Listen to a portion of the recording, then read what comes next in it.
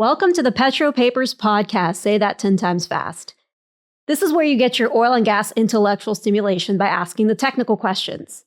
I'm Yogashri Pradhan, and with me here today, I have John Kalfayan from Digital Wildcatters. You might be wondering that this is a different location than when I typically do my podcasting, whether if it's in my bedroom with my cat or whether if it's in an office. Today, we're at the Digital Wildcatters studio, and we're going to be asking some tough technical questions. Not necessarily about a paper, but real oil-filled stories. Well, welcome to the podcast. Thanks. Or I should say, or I'm welcoming myself. Yeah, thanks for coming. I'm super glad that this worked out as far as the travel and stuff and being able to just have a studio that we can plug into real quick and easy. It's, as someone who has a podcast and also travels with the company doing podcasts, it can be a huge pain trying to find a place to do it. We've done them in Airbnbs, we've done them at studios and all over the place. So I'm really glad we could get this worked out really nicely. Absolutely. And I always enjoy coming here, and you and Colin and the team have been just nothing but graceful and nothing but nice. And we love the work that you do. We wish more people got out there. And I mean, that's one of the things that we love to do is get out there and talk about the industry and all the cool stuff that we're doing. So I'm glad there are people like you out there that share that same vision and mentality, because without us, the world and outside of our industry doesn't know anything about what we do. Absolutely. On top of that, our industry, as you're well aware, is terrible about talking about stuff anyway. And so being able to get on and just have these candid conversations about what it's really like and what's really going on, I think is incredibly important. Yeah. So wanted to get to know your story. I posted on Collide, and you can talk more about the Collide platform as well. But I posted on Collide if anyone was interested in the podcast, and you were the first responder that you also had field experience.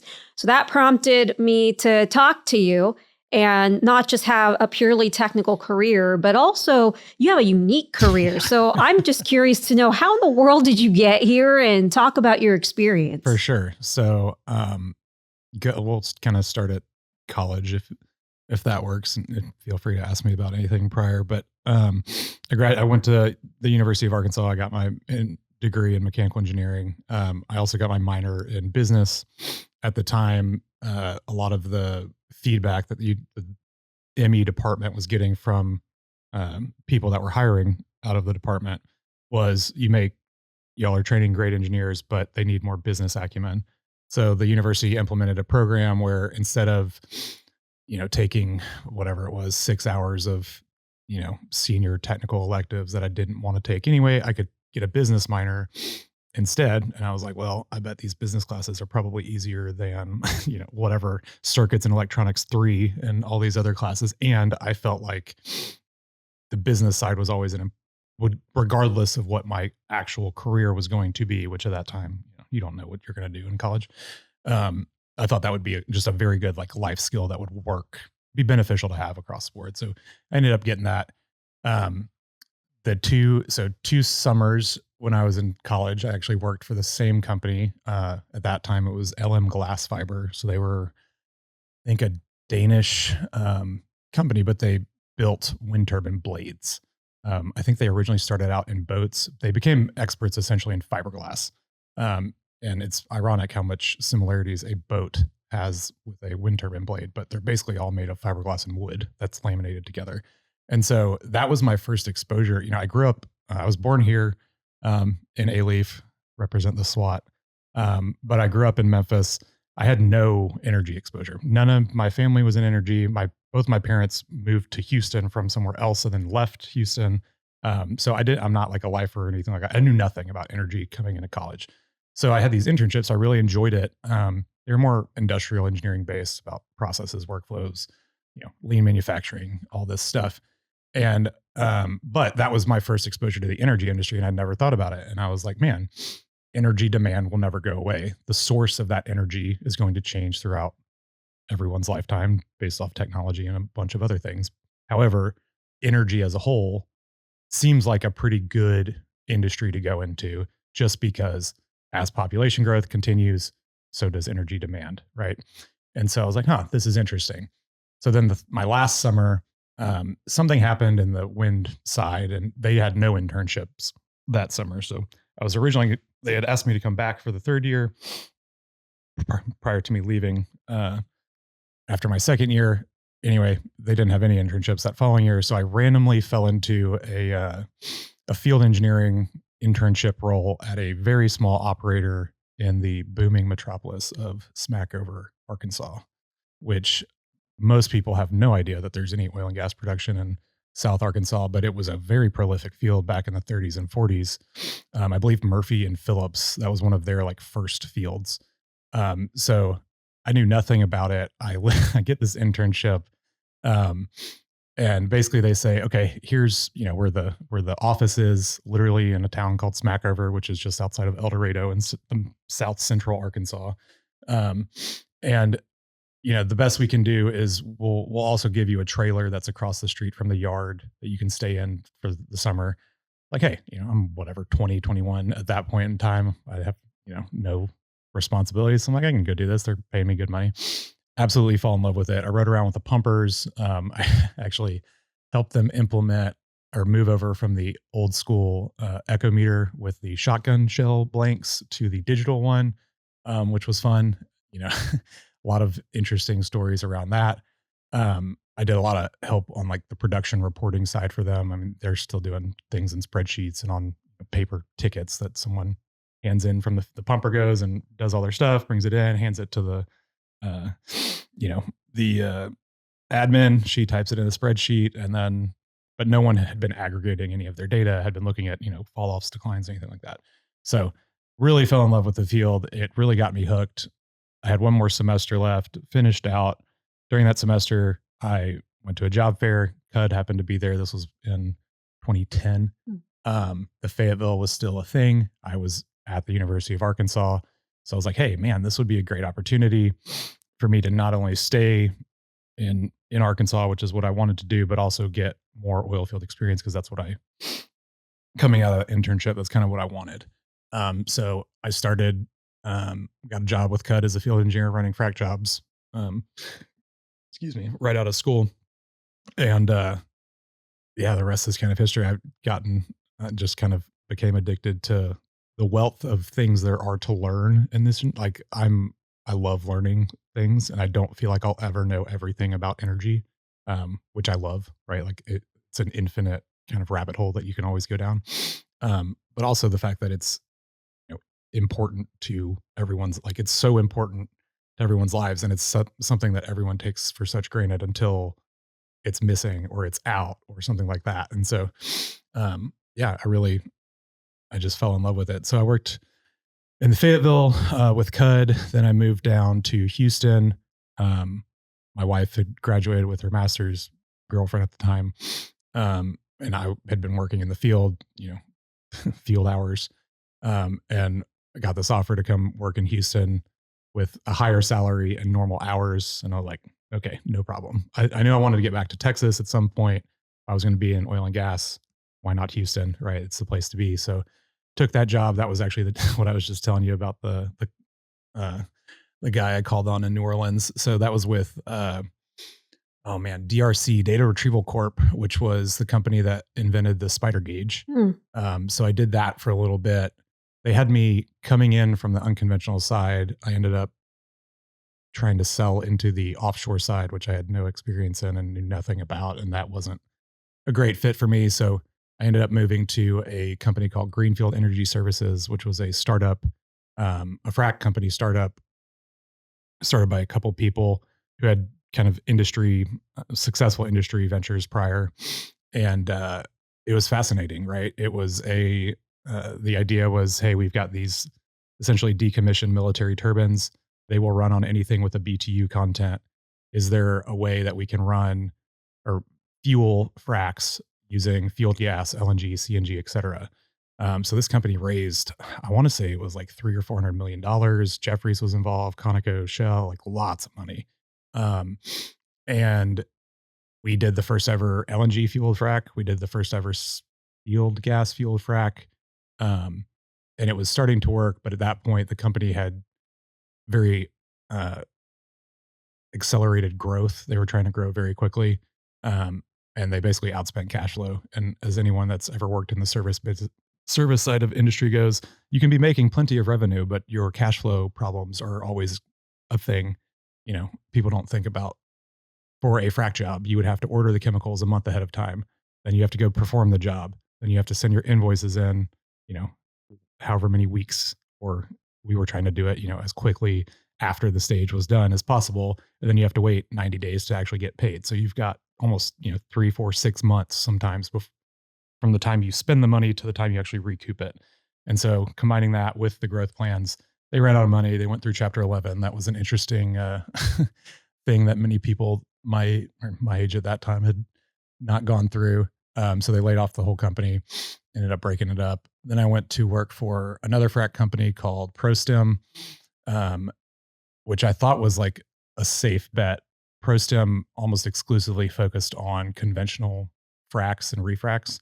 I learned way more in my, it wasn't even a full year before they ended up closing, because that was 2014, 2015. So 2015 hit, prices went negative, or I don't think they went negative, but they dropped really quickly. They were a private equity backed company, so they, instead of trying to deal with it, they just shut the company down. But we were doing, we did a gelled oil frac, we were doing nitrogen fracs, we were doing CO2 frac, we were doing all kinds of stuff. I learned way more. That was the best frac crew I've ever worked out. Shout out to those guys there. So they laid everybody off. Then I went to work.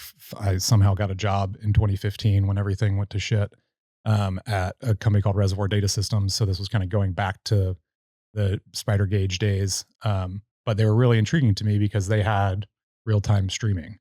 One of the biggest issues with, surface gauges and any kind of PTA or any kind of well testing is the uncertainty. At least historically used to be the uncertainty, right? You would put a memory gauge out on a well, you would run your test, whether it's a PTA, a buildup, or a defit, or a drawdown, whatever it may be. And then you would go pick up the gauge 1, 2, 3, 4, 6 weeks later, download the data off the gauge, and hope that nothing screwed up the test. Well, that's not a very efficient thing to do, especially in the oil field where everyone's trying to bring the wells online. And most of the time, you're either shutting in a producing well, so you're turning off the revenue stream, or you're delaying a frac or production, essentially. And so you have very conflicting incentives that happen a lot in these oil and gas companies, which, I think that's one of our biggest problems as an industry, just internally, is you've got reservoir engineers that are incentivized to get data and to understand what's going on. Then you've got completions and drilling guys who are incentivized to drill and frack as many wells as possible and come in under budget as possible. Well, those conflict directly with each other. So like as an industry, we have to figure out how to do it differently. But like I said, I came in there and noticed that they had this real-time streaming element, basically a robust oil field proven kind of streaming component. I was like, they weren't really marketing it as that, but that was a huge differentiator at the time. So they could log in to a website and view the data, download the data, pull it into, look at their defit or their buildup and see where they're actually at in the test. You could confirm that, yes, I have enough data at this point that we can pull the gauge off the well. I've got enough data for my analysis. And that was a big deal. We 3x the company revenue over 4 or 5 years, the following 4 or 5 years. From that, just kind of changing how we framed what we did. On top of the fact that then I realized, this communications package that we had didn't really care where the data came from. Most industrial data comes in a handful of forms. And so our data acquisition system could ingest data from all of them. So that could be rate, that could be pressure, that could be temperature, that could be all these things. And so as more real-time data was being demanded from the field, that's kind of one of the things that I ended up getting. I got my master's in energy business from TU while I was there, and they moved me into kind of the product development role, because that's always where I love looking at technology and figuring out how it can help, aid, assist, improve a process. And so that was essentially what we were looking at. We had this thing that could connect to pretty much any kind of digital source of data and stream it. And we had the industry that was saying, we need more real-time data. So it was like, hey, this is a really interesting thing. We developed a workover rig monitoring system. Workover rigs are probably one of the least digitally instrumented things in the oil field, which is crazy, considering the risk that you have when you're drilling out a well. And it's like, oh, well, we stuck pipe. Okay, well, why? I don't know.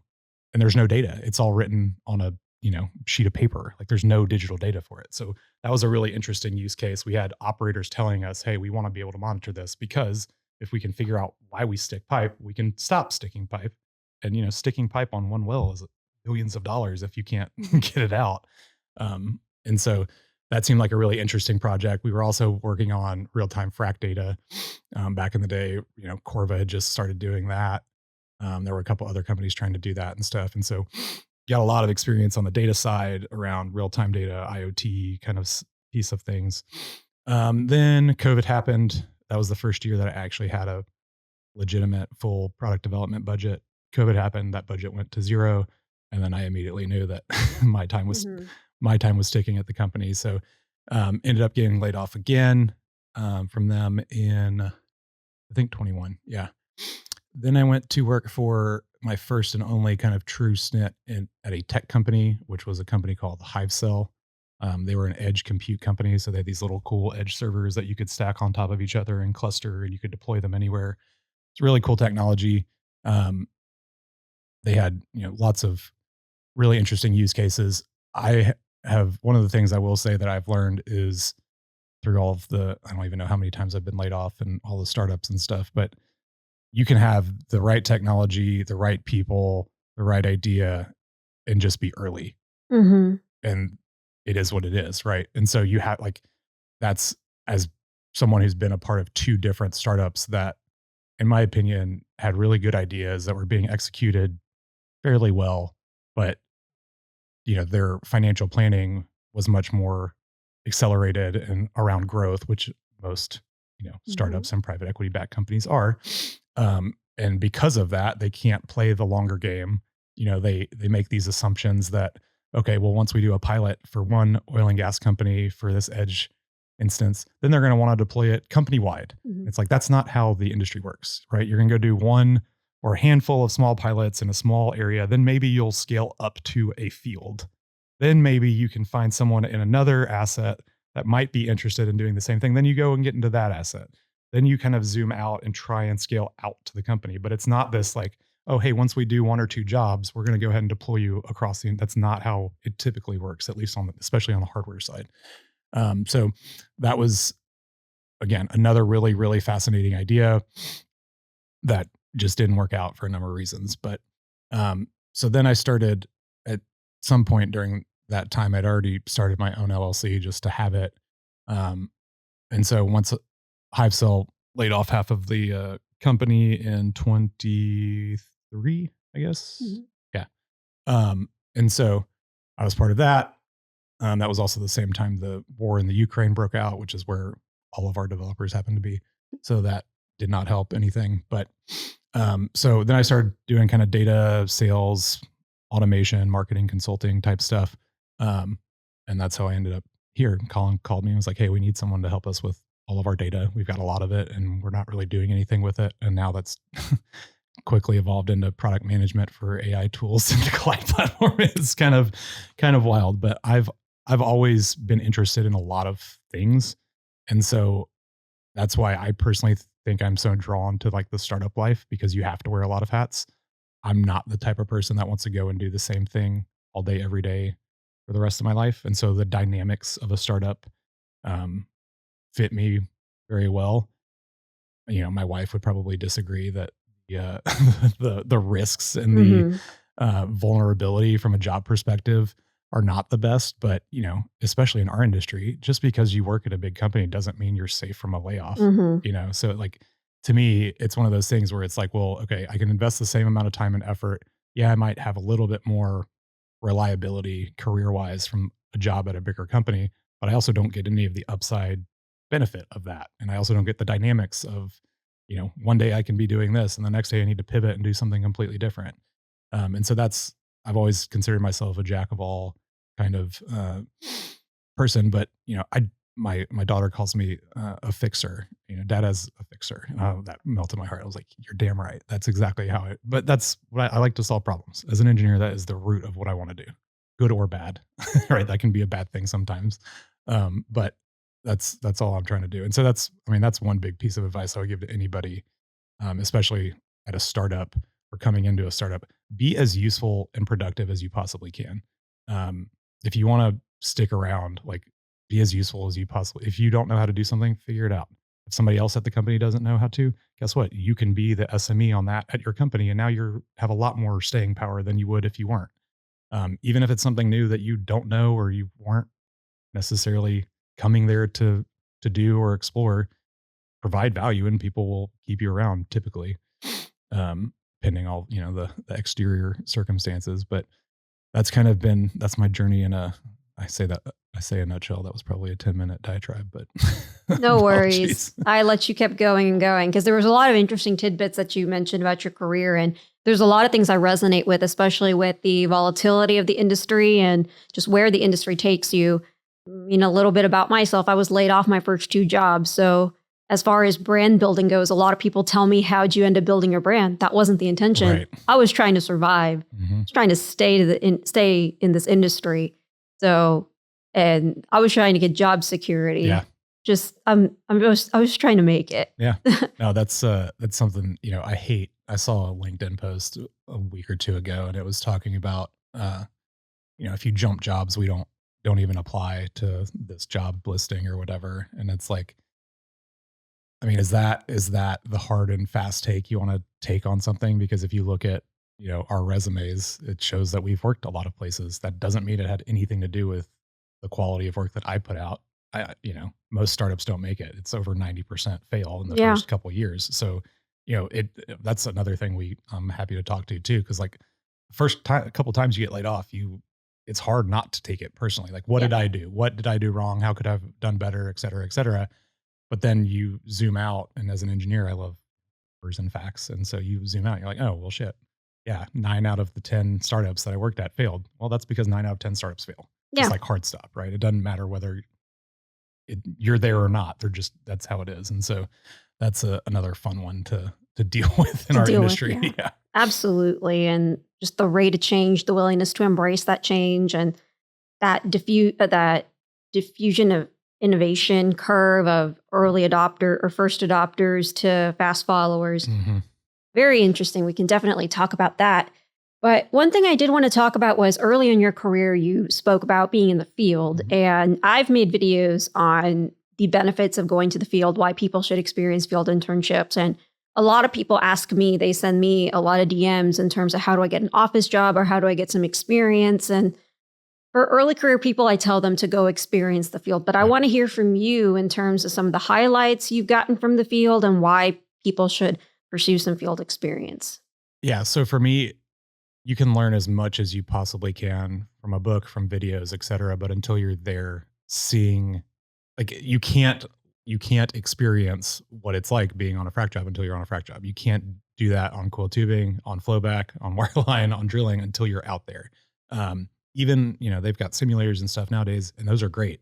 I personally think as an industry, we should be doing more with those because learning on the job is a very risky thing in our, especially operations wise, is a risky thing in our business. And that also leads to safety issues and all kinds of other stuff. And it's like, if, we expect these people to be working the hours that we expect them to work and all of these things, then they should be prepared for the chaos that is field operations. At times the field operations are the most boring place to possibly be, right? There's nothing going on effectively. And then at times it's the most exciting place to be, or at times it's terrifying, right? And so that to me is one of the, even when I started, most of the operators would do 6 month to year rotations, right? Where it's like, okay, you're going to be in reservoir for 6 months, you're going to be production, then you're going to be completions and drilling, and then you get to pick what, or we'll place you, or you pick whatever, right? And I don't know how much that has changed, but I feel like because it appears that the kind of cycles of the industry are getting shorter, it appears that people are doing that less just because they don't have the capacity to take that much time to train people. And so that's kind of a scary thing to me. Um, I mean, I think that's, not to shamelessly plug our stuff, but I think that's one of the things that language models are actually going to greatly enhance for people moving forward is, they 10x your productivity, your knowledge, the ability for you to do things. So if you can go ask a language model a question real quick about, hey, what is our procedure for replacing the packing on this pump? Now you know exactly what it is, instead of being like, well, I think I remember I'm supposed to do this, this, and this, or having to have someone physically show you every single time, right? it's just an augmentation of your ability. But there's just so many things that happen in the field that you can't replicate and you'll never know unless you're in the field, right? It's all those, it's the tail end of your distribution curves. It's the reason why you don't have full self-driving cars yet, right? It's not that they don't have a lot of data. They have a shit ton of data. It's the outlier cases. You have to train models on all of the outlier cases or they won't know what to do and they'll run into the back of a box truck on the highway like a Tesla did, right? Like, and so that's the, I think that's the tricky part. But I highly, highly, highly recommend everybody, if you have the opportunity to work in the field, to do so. I caveat that with, once you work in the field, it's also my experience, at least, and I'm not a petroleum engineer, I'm a lowly mechanical engineer, but my experience was that it was much harder to get a job outside of the service industry as someone who started in the service industry than it might have been if I had gone straight to an operator. That's just purely just my experience. I have no idea if that's true or not, but the field experience stuff is just so, even just the logistics of everything. Like that's probably one of the biggest things I don't think people truly understand is this is a full-blown manufacturing process that you have to pick up and move every week to 2 weeks in the most remote, desolate parts of the world with minimal cell phone reception, connectivity, all of this stuff. And so, the actual operation itself could be going fine. But on top of that job, you as the frac engineer, the drilling engineer, whoever, have this job of the logistics of the whole operation. You've got sand haulers, you've got water, you've got chemicals, you've got all these things happening, and it's all dynamic, right? You could screen out a well. I mean, I remember one of my first wells that we fracked, and it was crazy because I came from this lean mentality had been ingrained. I mean, I was standing out on our production facility with a stopwatch, literally measuring the seconds that it took people to do different things, seeing if there were any opportunities where we could streamline down seconds or minutes, right? And then I get to the oil field, given this is 2010, 2011, prices are high, everyone's happy, everyone's making money. And, I looked out the window from the frac van, there's like 6 sand trucks sitting there parked, all charging to merge because we screened out. And I'm sitting there like, this is nuts, right? They were probably charging us $10,000, $20,000 a day just to sit there. And I'm just sitting here thinking like, this is crazy that this isn't a connected, they should know what's happening in the field so that they know what to do, but none of that happens, right? It's a completely disconnected thing. And so it was this weird dichotomy of like hyper efficient, hyper streamlined, hyper focus on improving every single little thing to oil field when prices are above $100 a barrel and gas was over $4 or $5 a MCF. No one cares about optimization or efficiencies. That's another weird thing about our industry is like, once you exceed a certain commodity price, whether it's gas or oil, optimization and efficiency goes out the window and the mindset flips to get it out of the ground as quickly as we possibly can before the price goes down. Like that, somebody explained it to me that way and it really clicked. And so that's how I regurgitate it. And that's a hard thing to like comprehend, right? Because it's like, well, that's when you guys have the most money and the biggest budgets and the most revenue and all of these things. And you would think that that would be the time that they would use that money to invest in efficiencies and technology and all this stuff. But it's not. It's when prices go negative or go below $40, $50 a barrel.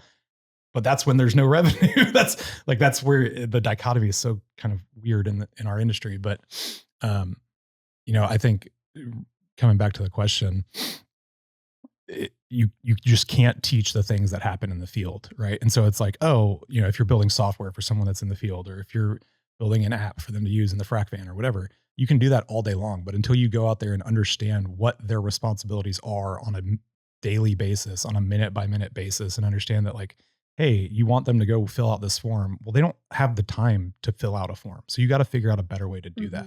Or, they can't go take pictures of this if that's what the app is based on. So you can't like being able to understand. I think that's personally what one of the advantages that I kind of bring on the software product side is that I understand all the way down to potentially the user level, what the conditions they operate under are going to be. Even like at HiveCell, that's why I thought HiveCell was such an interesting company, because if you can push models, machine learning out to the edge, then you could automate frac and drilling because you don't have the connectivity risk issue, right? And so that's I don't know, you can't replicate it is really the root of that. Not just the experience because that's the thing. Like there's always times where just one-off random things will happen, and that's where you learn what to do in those scenarios. But if you're not even, I worked in the field and there were plenty of times where I wasn't there when there was a screen out or we stuck guns or whatever, and I didn't get the opportunity to learn what they did to resolve that because I wasn't there. Even though I was a field engineer and I was working in the field, I was just on days off. Right. And so it's like it's hard to justify all the time and agony in the field.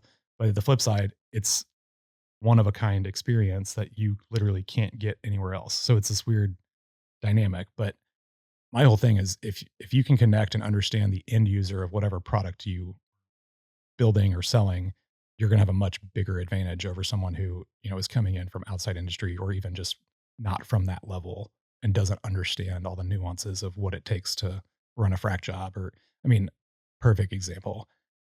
There's a thing called a K factor on a frac van. Most people outside of the service industry know nothing about a K factor or what that does. The K factor allows me to pump more or less sand downhole than what I'm actually showing on the screen so that I can manage my logistics. That's ultimately why they do that. They didn't run enough sand the prior stage, so now they've got extra sand and they want to catch back up, so they pump more sand. But then you get downstream of that and you think about, okay, well, now all these operators have this frac data.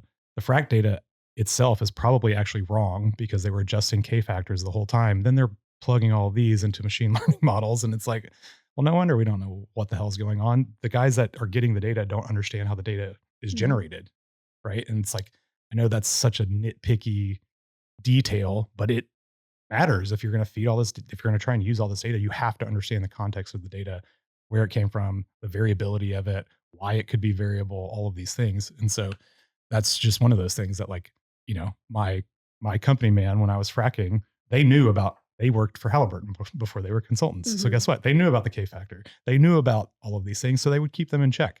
But once you get out of, the frac fan, there are a lot of people that don't, right? And a lot of engineers I was working with that just had no idea. And then prices go up and they hire like crazy, and you bring in a bunch of people that have no experience. And I'm sitting there, doing RFPs and bids with frac engineers who just graduated, have no experience. I've got 4 or 5 years at that point in time. I'm like, you're the guy that's telling me how to do this job, but you don't even know what half of this stuff, like, it doesn't make sense, right?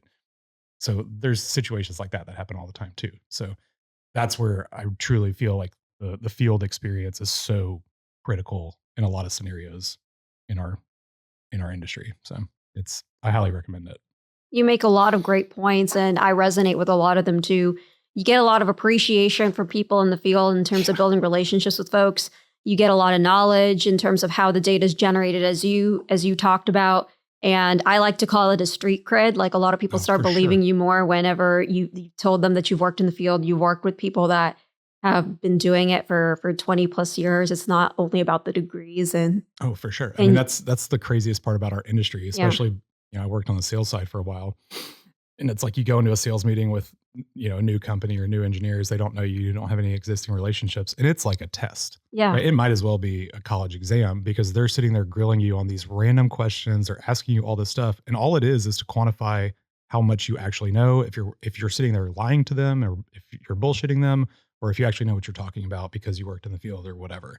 And it's wild how often that happens in our industry. But I didn't know how to like deal with that originally, but then I kind of took the approach of like, these guys get called on every single day by dozens of people across different service providers and stuff. And all they're trying to do is make sure that they're working with people who know what the hell they're talking about. And so, originally I was like kind of offended by that a little bit, but I've slowly learned to like understand that they just don't want to get burned and they only have so much time in the day to deal with this stuff. And so it's it's fun. Absolutely. I wanted to pivot a little bit on to, you talked a lot about your experience, but I know the experience and where you've gotten to, there's like a network of people that have probably helped you out, or that you've tapped into to get a better understanding of this industry and helping you survive and helping you make it. So my question for you is, do you have any role models in the industry that you'd like to give a shout out to? Or For sure. Yeah. I'd say one of my first bosses, Gary Prihoda, shout out to Gary. You're doing well, man. He was my boss at Greenfield. He worked at Dowell back in the 70s, when they had the turbine powered frac pumps back then. They got bought by Schlumberger. They brought him in. He was a 40-year Schlumberger lifer guy, right? He helped write some of their textbooks and stuff. And so he just had an absolute wealth of experience. He lived all over the world. He worked everywhere. Still, like I said, friends with him to this day. He's been a great kind of mentor advisor for me. He was also the person that hired me out of spite, having 2 jobs in basically 3 years. So took a chance on me on that, and I appreciate that. But he was a great one. That's the thing I love about our industry too. It's such a weird thing where there's, a 10 to 20 year age gap in basically across the board. But I kind of love an aspect of that because the time that he worked in the oil field was incredibly different than the time that we have worked in the oil field, right? Like, he told me when he first went from the field to sales, they bought him he drove a Lincoln Town Car. I was like, why the hell would they put you in a Lincoln Town Car if your job was to go out to drilling rigs and frac locations in Wyoming? That doesn't make any sense. He said, oh, well, it's because they had the biggest trunk of any car available, and his job was to go to the liquor store, stock up on Crown Royal. He would go to the sporting goods store, get a bunch of shotguns and stuff, and he would just go around to the rigs, and those would be the client gifts and stuff, right? Like just all this crazy OG oil field stuff that you hear about these old guys, right? Like that was part of his field engineering job. And like, it's funny because, as I was a field engineer, part of my job was picking up breakfast or dinner or like bringing snacks, and like you still have that customer service element to it. And so it was really funny to see what that was like. I mean, there's much, my father-in-law is also old school oil field, and, he had his own consulting company for a long time. And he's got all kinds of stories about, I had 2 guys that were, pissed off at each other. They'd go behind the water tanks and they'd figure it out, and then they'd come back and keep working. And it's like, yeah, they don't do that anymore. They don't really do that anymore. No. But, it's interesting to hear their stories because they're so fascinating. It was very Wild West back then, seemingly. We also get a lot of the repercussions because of that, right? Like all the, you can't take people to lunch if it's more than $15 and all that fun stuff. But yeah, they lived in a hell of a time. So I think it's crazy because they essentially went through almost a similar cycle like we did, right? They came out, most commodities were high and lots of activity. And then they went through a terrible bust that basically lasted almost 20 years. And now they're going through the same kind of cycle again, seemingly. But completely different, right? And so Gary's a big one. My boss at RDS, Rebecca Shipman, was an incredible one. She helped me grow quite a bit. She pushed me in a lot of ways, pushed me into, doing not bigger roles, but different roles than what I, as an engineer than I thought I was originally going to be in. And then, I mean, Colin and not just Colin, our whole team here is awesome. Just their approach on how we do stuff and why we do stuff. Our first company value is community over everything. And that could not be more true. Like we truly live that when Colin's making a decision on a new feature or, a partnership or whatever, that is the first thing that he considers. And so I find that incredibly important and valuable, especially in this kind of time that we're in with oil and gas, or just technology in general, right? There's so many people selling technology products and all of these things, but to know, that a company truly believes in what their values are and they actually act that way is really awesome. It's the best job I've ever had. I can just say that flat out. I get to meet cool people like you, and I mean, I'm literally getting paid to sit here and talk. So it's hard to be. I mean, we had lunch with Scott Tinker yesterday. Yeah. He's like OG. We get to meet these awesome people just by working here. So it's hard not to love so many things about what we do. Awesome. No, you mentioned quite a few role models that pushed you. Yeah, as far as takeaways go, there's a lot that I could resonate with as far as people like role models in the industry. People who push you, people who introduce you to things, people who like share their stories and make you feel grateful about where you're at, and at the same time help you grow. Yep. So that's awesome. That's really good to hear. Like for example, when I was consulting, I was briefly kind of pseudo CEO at a company that I was talking to about working with them, another startup, and we were going back and forth on compensation and all this stuff, and I could pick up the phone and call Colin and ask him, "Hey, what does this sound like?" He had there was Mhm. nothing in it for him, but he always wants to help people, and he has a wealth of experience, especially around startups and fundraising and stuff. And so, just being able to have like a network like that of people, where it's like, "Hey, you're getting nothing of value from this conversation or anything to come from this conversation, but you're still willing to sit there and help, talk to me on the phone for 30 minutes about this thing that's stressing me the hell out, and you're just there." And so it's yeah. My thing with that is I feel like a lot of people in our industry are just timid about asking, Mhm. and it's like I have gotten more, cold email or cold meetings just by reaching out to someone on LinkedIn and being like, "Hey, don't make it a generic spammy message.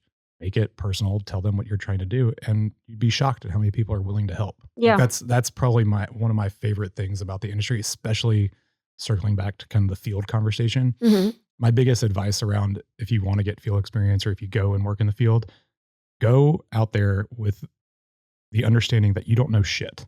You don't Yeah. know a damn thing about what they're doing, even though you could have learned about it in school. You could have a PhD in it. You don't know what's happening in the field. You have no idea what those guys are going through. You have no idea what they do on a daily basis. So go out there with under the guys that you know nothing about what you're doing and that you want to learn everything you can. And they will absolutely help. Like, go out there and show that you want to help and you want to be a part of the team. I guarantee you they will return the favor tenfold. Right. And like, that's why it's so cool at the field level, in my opinion, is that that becomes like your family. I mean, you're with them more than anybody else when you're in the field all day long.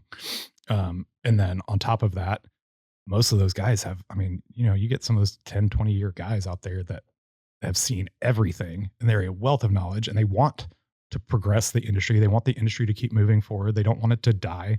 And so they want to help people.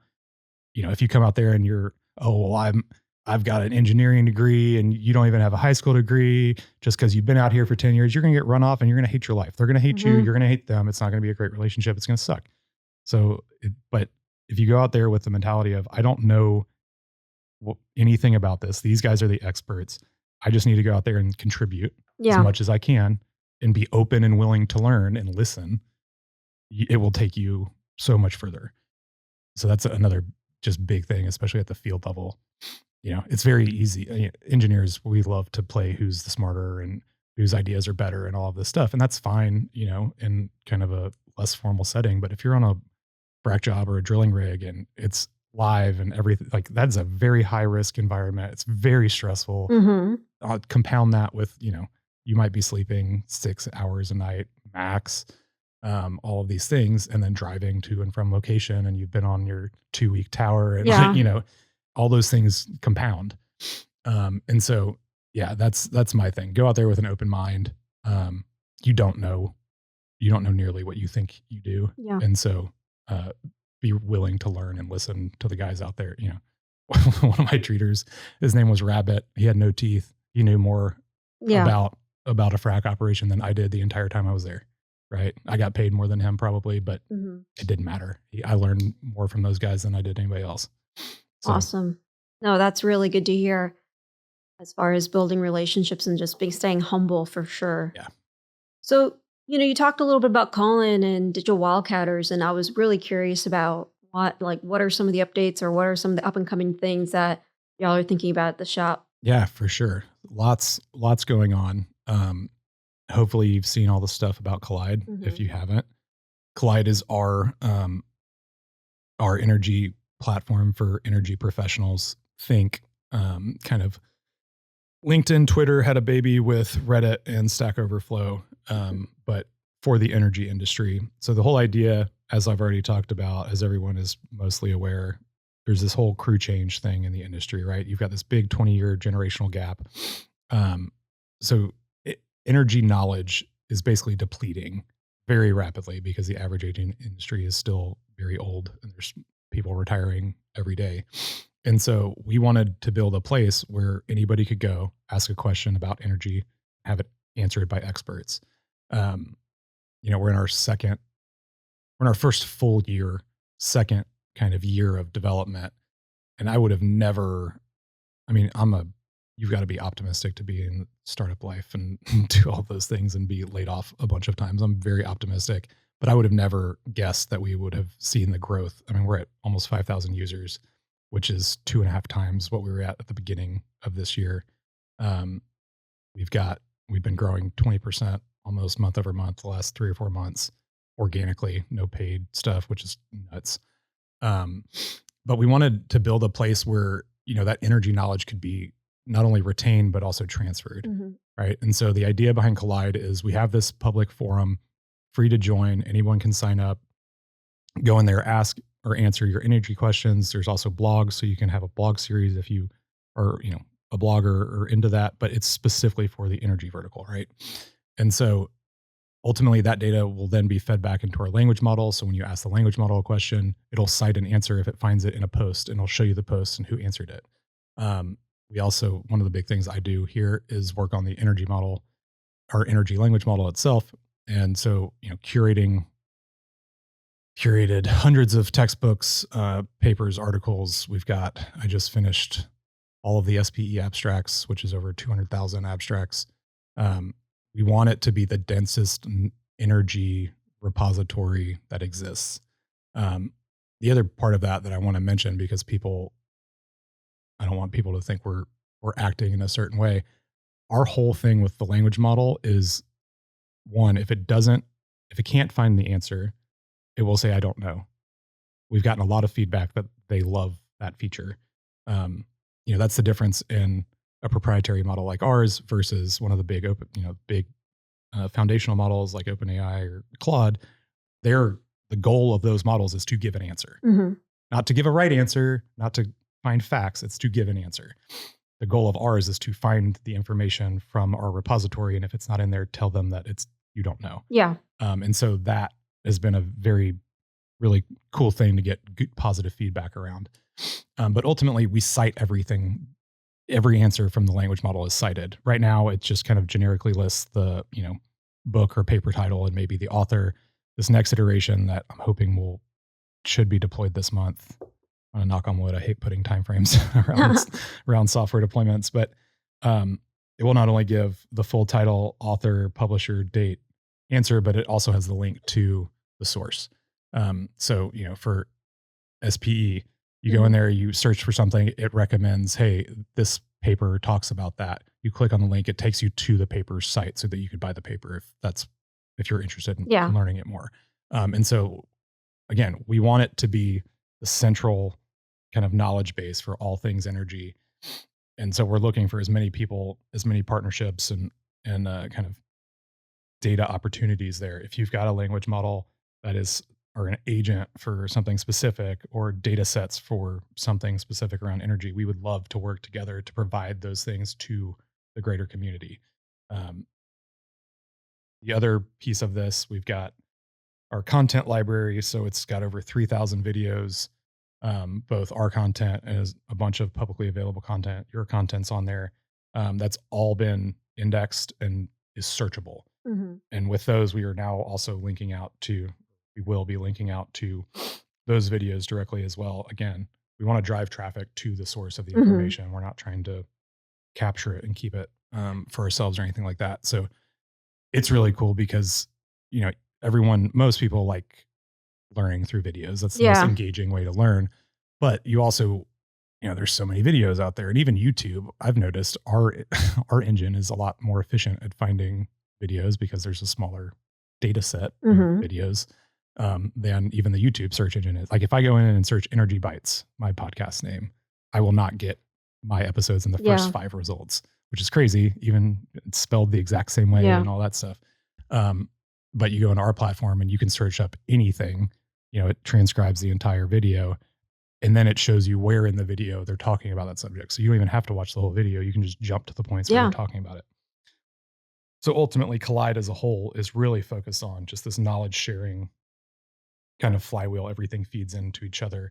Over time, we hope that we can develop some back-end models that understand who the user is based off the fields that you put in, based off the questions that you ask, based off the posts that you make, the comments that you make, so that we can provide you with better information and better answers and things like that. And so, or you we're also going to be rolling out kind of courses and certifications as well. And so take those, you have those badges on your profile, then you go to apply for a job on Collide, and the HR person sees that you have these certifications. So now they know that you actually have some kind of foundation instead of just coming in cold. There's a lot of things that we're really excited about doing with Collide across basically all of those facets. So it's fun, it's exciting, it's stressful because we're building while we're deploying. But Yeah, building a plane while flying it. Mhm. Yeah. That's the way it goes in the industry. Yes, that's another piece of advice I would absolutely give to anyone that's interested in the startup side of things. Is it's not for everyone. It is Yeah. at times chaotic. It is, I find myself at times struggling as an engineer where it's like, okay, I'm missing data, and I know I'm missing data, and I know I'm going to need that data, but I won't have that data before I need to finish this. So I need to just finish it. Yeah. But as an engineer, like, but I don't have the data, Data. right? Like I get caught in this like infinite Yeah. loop in my head. Yeah. And so, but or building things that I know you have to build things multiple times in a startup. You're going to do the same work multiple times because that's just how it is. Things change. You have to update your stuff. And so you have to be comfortable with just the dynamics of all of it, right? Absolutely. You can get a call any morning and be like, "Hey, I need you to stop everything that you're doing and focus on this one big fire that just popped up that no one thought about was happening." And that's all you focus on that day. And then the next day you go back to what you're doing. Absolutely. I can resonate with all of that. So, just pulling that thread in terms of advice to other people and to our viewers and listeners, whether if it's from Digital Wildcatters or from this podcast as well, just curious to know about what is some advice you can give to someone who's either starting their career at a quarter life, midlife, third life crisis. I don't know whether if it comes to their work experience. How do you make it in the industry? So humility, I think you got to put that at the top of the list, especially if you're trying to come in externally, don't have any experience. Even if you do have experience, I think humility is still incredibly important. The other big one is just willingness to go and work, right? Like that's one of my other favorite things about our industry. It's a 24/7, 365 thing. And you have some of the hardest working people, in my opinion, in the world working in it because it's not sexy. It's not fun. The media hates you. Like there's not a lot of things going for it other than it's great pay. It's really good, interesting work. It can lead to a number of things.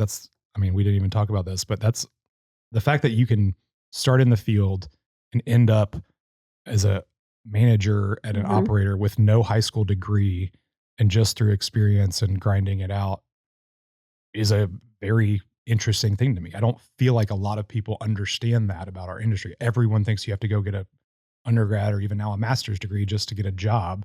And it's like, no, you don't have to. Colin doesn't, I have more degrees than most of our office does. Right. And it's like, you don't have to do that to be successful at what you're doing or to have a career in this thing. If you want to go bounce around and move crews for $1 more and slowly do that and chase the money, that's one thing. But if you like what we're doing and you see a career in it, you can absolutely have a career in it. You can get the company to pay for your degree. Like there's so many things. You can travel the world on the company. Like there's so many really fascinating benefits. And the community is just it's so filled with fascinating people and fascinating stories that I can't recommend it enough. I'm biased, but it's it's one of a kind in my experience. I think humility is a big one. I think this, willingness to learn and just go work hard. That's the thing. Show people what you're willing to do, relatively. And they'll put you to work. There's plenty of work to be had in the oil field, right? And so, but yeah, I think that even us, we hear a lot of feedback from HR people and different companies and stuff, and a lot of the feedback is how do we prepare people for what the field is really like when we're hiring them, and that's a valid question, right? Because until you do it, you don't know, and so that's if you're going in the field, understand it's a full-time. It's a lifestyle. It's a lifestyle choice is truly what it is. It's going to be stressful. You're going to work a lot of hours. You're not going to sleep much. You're going to travel a lot. You're going to be away from the house. But you're going to learn a shit ton of stuff and it's going to be worth it from an investment perspective in your career in the long run. Hands down, just suck it up, grind through it. Most of the time you're younger. Yeah. So it's not as big of a deal, right? Like my wife was girlfriend at the time. She was still in college when I was working in the field. So it wasn't a big deal, Yeah. and she was only 2 hours away. So on my days off, I go hang out with her. Yeah. But when I was working, I was working 12-hour tours and towers, and sometimes I'd to wake up 2-3 hours before my tower started to drive to location, work 12 hours, and then drive 2 or 3 hours home. That for 2 weeks straight. Like, yeah, it sucks, but the money was great. Yeah. The people were great. The experience is one of a kind. Mm-hmm. And again, it's a long-term look at it from the long-term perspective, the kind of the infinite game perspective. You're just looking at it as how much money can I make per hour Yeah. to maximize that. You're going to have a different opinion on it probably. But yeah, it's a one of a kind industry, and there's always problems to be solved. There's always new things happening. There's always new things to learn. It's a fun, exciting thing. I wish we could figure out a way to flatten our commodities cycles, but who knows? So Definitely a choose your own adventure, this industry. absolutely. Well, it's just so crazy because it touches so many things, right? Like, one of the reasons Collide is an energy platform and not an oil and gas platform is because we are adamant that the source of energy across the world is going to be dynamic. It's going to change based on the part of the world that you're in, right? Mhm. Like I think that's the most frustrating thing as someone in the industry about people outside of the industry is everyone thinks that there's like a silver bullet. And in all honesty, in my opinion, nuclear would be the only like true silver bullet outside of the caveat of what do you do with the waste at the end of the life cycle. But there isn't a silver bullet, right? Like, and I personally think it's incredibly arrogant, and human hubris is crazy in the fact that I can sit here from my air conditioned studio with these nice lights and all this stuff. And you want me to tell someone who's burning wood in their hut what type of electricity they should use because of emissions. Like, that's not my place. Mhm. Like, who am I to tell these people that, Mhm. especially when one of the facts Scott threw out, it's like 3 million people a year die from smoke inhalation from their own homes. Yeah. Like, that's more than COVID. And we shut down the whole world for COVID. Yeah. That's every single year because they're burning wood or, you know, dung for heat and light instead of having natural gas or coal or whatever it may be. And yes, those have emissions, but they don't have as much emissions as burning wood in the Yeah. home that you live in. And so it's all relative, right? So yeah, it's just such a dynamic, fun thing. Again, energy is never going anywhere, right? Energy demand is always going to be there. The sources will change, how it gets like all of those things around it are going to change and be Yeah. dynamic. But the energy industry as a whole is always going to exist as long as humans exist because humans thrive when there's cheap, reliable energy. So it's yeah. Awesome. Well, thank you so much for your time, John. Absolutely. Thank you. Well, folks, you heard from John. Make sure you check out the Collide platform and make sure you check out all the stuff that Digital Wildcatters is putting up, such as energy tech nights that may be coming to your city. Most of the viewers and listeners are from oil and gas town, so make sure you check that out, as well as check out the Digital Wildcatters events on their website. This is Yoga Shri Pradhan, and I'm signing off.